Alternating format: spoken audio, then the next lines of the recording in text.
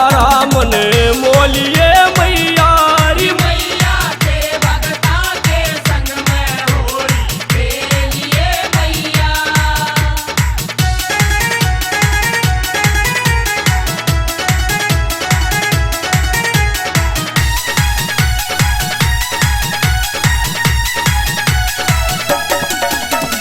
खेल तेरे संग खुश हो जाएंगे, खेल तेरे संग खुश हो जाएंगे, भक्ति रंग में हम खो जाएंगे।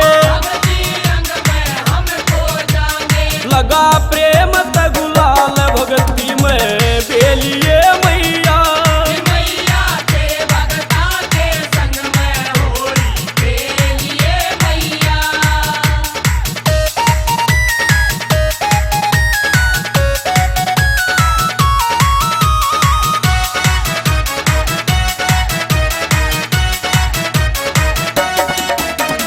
श्रद्धा से माता ने बुलावा, सरदा से माता ने बुलावा, होली तेरे संग खेलना चावा।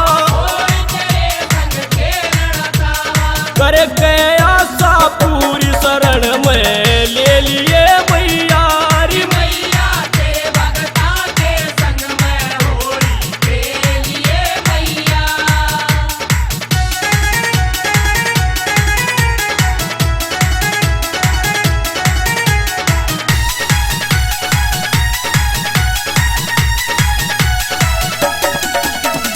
राम निवास पुजारी चावे, राम निवास पुजारी खावे, सब भगता के घर पे मायावे। सब भगता के घर पे मावे। रमेश कौशिक गावे सुर में